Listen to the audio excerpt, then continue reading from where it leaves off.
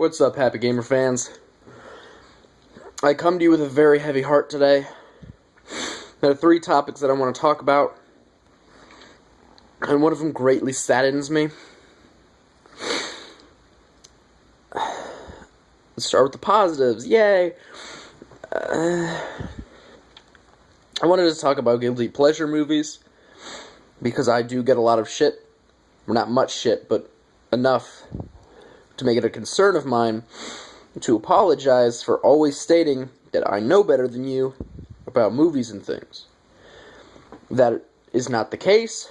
I know a lot about movies, but that doesn't mean I'm better than everyone else. Everyone has their own opinion when it comes to movies, and all opinions matter.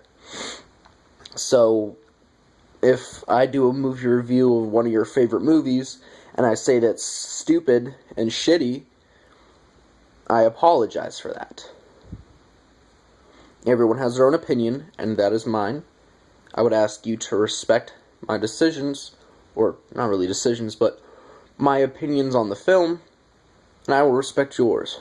So don't send me hate mail to be all like, "Fucking Andrew, you don't know shit about movies. What are you, a faggot?" That's not an actual hate mail that I've gotten, but it's close enough. Like with, sorry, I'm eating waffles. But with a certain viewer who did not like my review of Silent Hill Revelations, I did not like the film, and it was, I guess, his favorite movie. I don't remember what his name was. But he took a violent opposition against my opinions on the film, saying it was one of the best films he's ever seen. I think he said it was his favorite. And that I don't know shit. And, of course, I reacted violently back. I don't think he cares. I mean, he shut up afterwards. I don't know if that's a good thing or a bad thing, but I hope it's not a bad thing. But everyone has their guilty pleasure movies. A guilty pleasure movie is basically a movie that isn't particularly good, in the sense, like, it gets bad reviews and stuff, but I don't really give a shit about reviews, except if it's mine.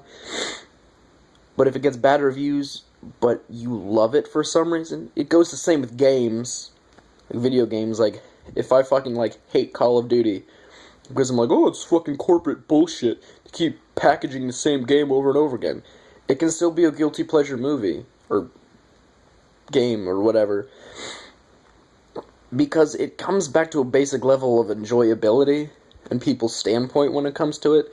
Like my friend Tamara, the Call of Duty games are her favorite, and I was arguing with her about how I hate Call of Duty because it's basically the same game over and over again, and all they do is reskin it.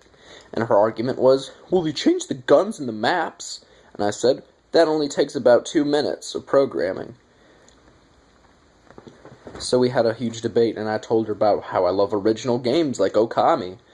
Because Okami is a fucking amazing game, and if you have never played Okami, do it. It's on PS2. You could probably get like an HD copy. Yeah, I think they do have an HD version on PS3. I highly suggest you buy that game, because it is just, it's gorgeous, and it's just fucking so original, and I spent 79 hours playing that game, trying to 100% complete it, and in the end, I didn't even give a shit. I was just like, fuck 100% completing it, I just want to beat this game already. I didn't even die once. Which is not to say that it's not hard, because it is. It's just to say that I spam health items like crazy. Because I'm cool.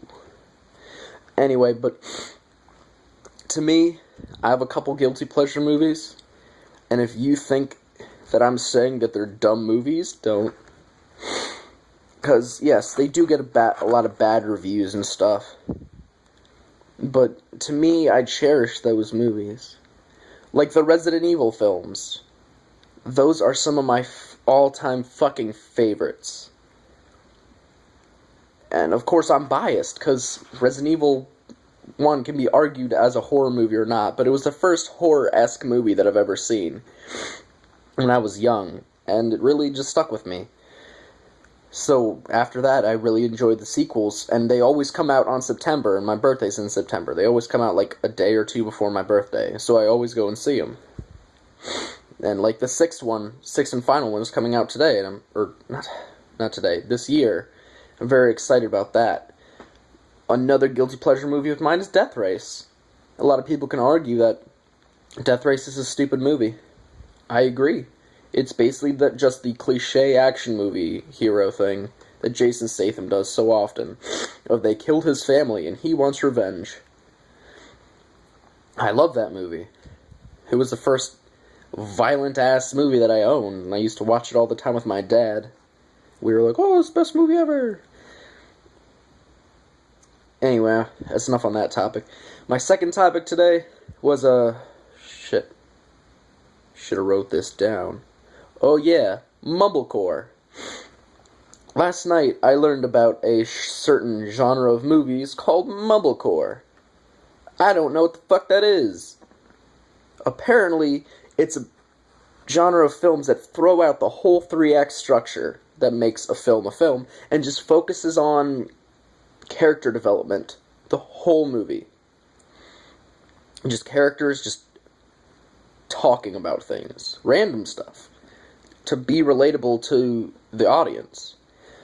Like, to give you an example, Quentin Tarantino does that a lot in his films. He has mumblecore sections, like in Pulp Fiction, when they're talking about the French pronunciation of Big Macs. Kill Bill, I think he said they talk about, like, Jackie Chan or some shit. I don't remember. But, it's really cool. And I was watching this YouTube video, and he talked a little bit about mumblecore, and I was interested, because they have a mumblecore film on Netflix called Jeff Who Lives at Home.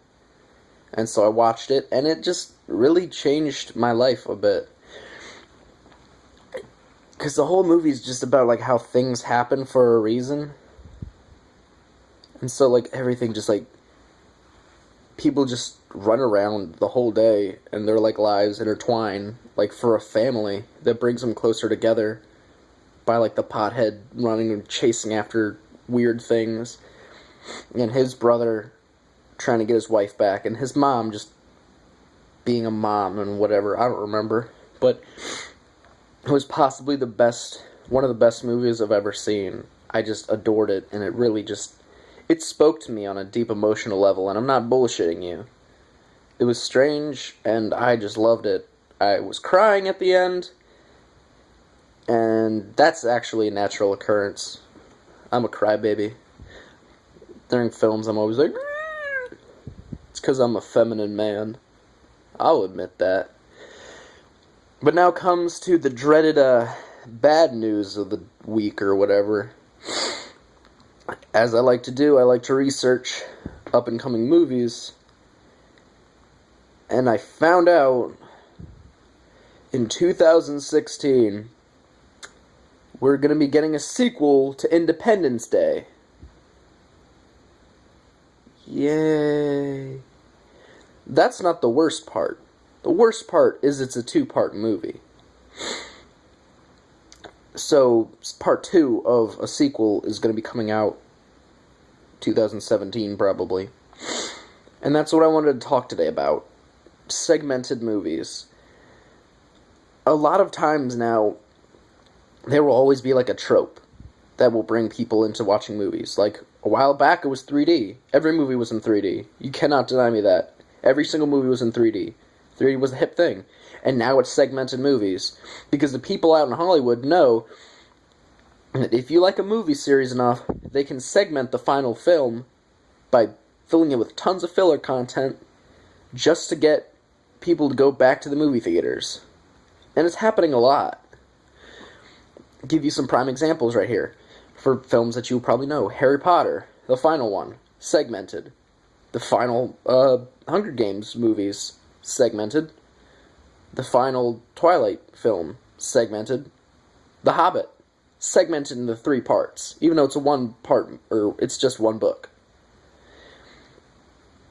It seems like a lot of movies are getting segmented now into 2-parters, just so the movie theaters can get more money out of us. Because if you go into a cool movie and be like, oh man, this is an awesome movie, yeah! And then at the end it's just like, to be continued, and you're just like, fuck! That's basically what they do with sequels, except they segment it just to put more into it. They'll fill it with filler content. Like, if it's based on a book, they'll fill it with filler content. Like they did with The Hobbit. The Hobbit was one book, and they put so much filler content into the movies that they dragged it out pretty damn long, just so they can get more money. It's terrible. And I don't want to be a part of that. There's so many good movies that are coming out this year that are one-part films. There's fucking Nonstop, which just came out.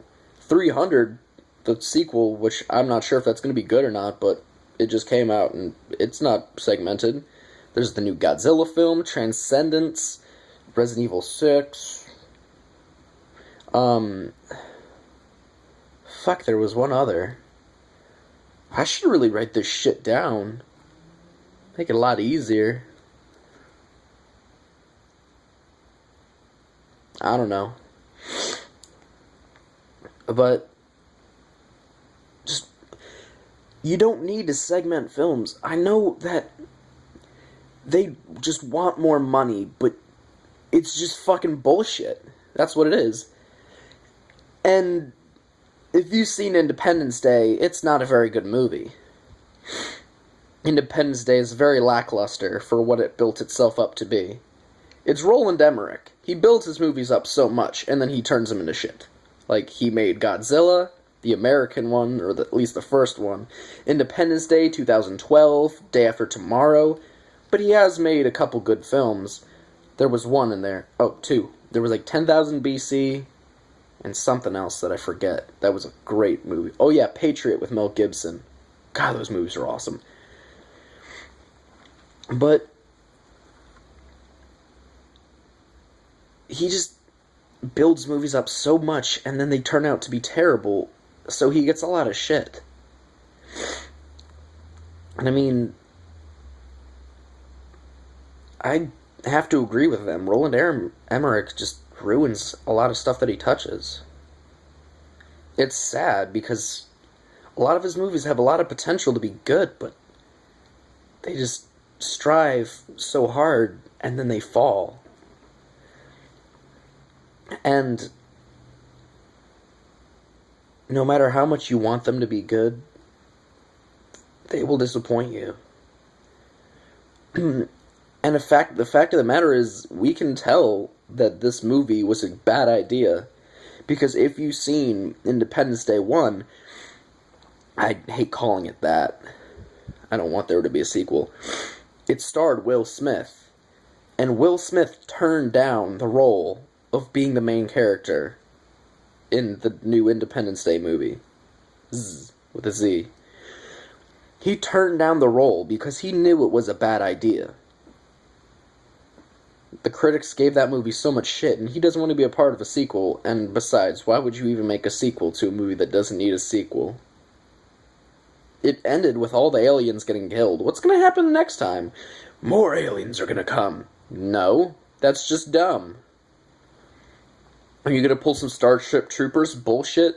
Have them go to the alien planet and fuck them up? No, that's just dumb. I just think it's a terrible idea. And Roland Emmerich, if word of this spreads to you eventually, I don't know how it would, since I'm just an 18-year-old sitting by a window talking about how terrible some of your movies are. Don't. Just stop while you're ahead. Please. I don't want you ruining another movie. Just focus on a new idea that doesn't have anything to do with blowing up America. Or anything. Because all your films are basically disaster films. And they all get shit. So, try something new. Go back to the fucking formula of Patriot. That movie was baller. I did not just say baller. You didn't hear shit. Anyway, that's all the time I have for today. I gotta eat these waffles because I'm starving. So I will leave you with this. cheese babies and ham dancers. Hashtagging outside of Twitter. And I have a tiny penis that is addicted to cocaine. Merry Christmas, and good night.